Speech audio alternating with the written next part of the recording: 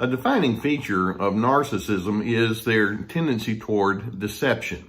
Narcissists are all about constructing a false image of who they really are. You see, way deep in their early years, they came to the conclusion that if they reveal some of their highs and lows and flaws and weaknesses and things of that nature, it may not work out very well for them at all. Love and those kinds of things are very conditional. And so they've decided, well, I'm going to let you see certain parts of me, and there are other things you're not going to know about. And so they go about trying to craft a particular image so that they can have the advantage as they engage with other individuals. Now, one of the deceptions that they make, and it starts with them deceiving themselves with this kind of thought, is they can actually take on a certain arrogance. When I say arrogance, I mean arrogance with a capital A. But they can take on a certain arrogance, lording themselves over you, thinking that illustrates how confident they really are. And I want you to understand that arrogance and confidence are not at all the same things.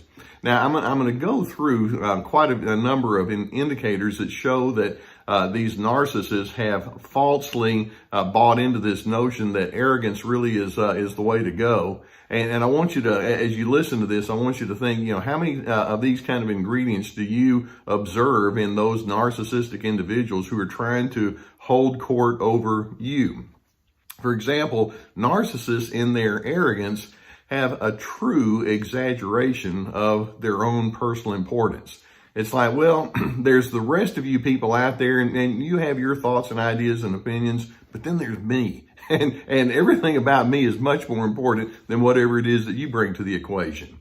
They overestimate or they over-communicate their own abilities and their reasoning. It's like, well, my thinking is far better than anything you can come up with. They can be very stubborn as they engage with you. They assume that they're right, and they just can't take input from anybody else. To them, life is all about impressing other individuals. That's part of their arrogance. Did you see how terrific I am? Or did you notice these unique things about me? In their arrogance, they think in comparative terms. Relationships to them are an invitation to a competition. I'm better, you're lesser, don't you forget it.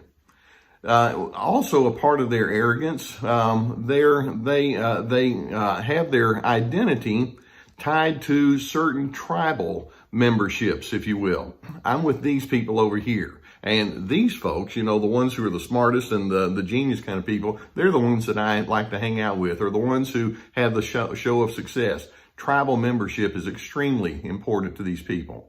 In addition, they want you to know and give them positive input on some of their achievements and their successes. It's very important for them to know that you believe that they're truly a successful person. In their arrogance, they're drawn toward superficial indicators of success, whether it's flawless looks, or maybe they name drop, or they want to have the better looking house or car or title and things of that nature. Superficiality is something that they're known for. When I mentioned just a minute ago that they have to be right, they can be unbending. That's a part of their arrogance. And they just cannot and will not admit weaknesses. They're very easily critical. Their non-verbal communication can be quite haughty. And they do things like they have poor eye contact, or they have smug mannerisms. Their expressions tend to be laced with sarcasm and condescension. Now, that's their arrogance. And I want you to think, does that sound like something that a confident person would do or be like? And in their mind, it's like, no, I'm so confident in myself that I'm better. And that's the way they think. Now, as you engage with these individuals, you begin realizing in these arrogant indicators or patterns that they show how deeply insecure they are. You don't feel a sense of calmness with these individuals. They don't really value themselves for who they really are. They value themselves for what they can make you think they are.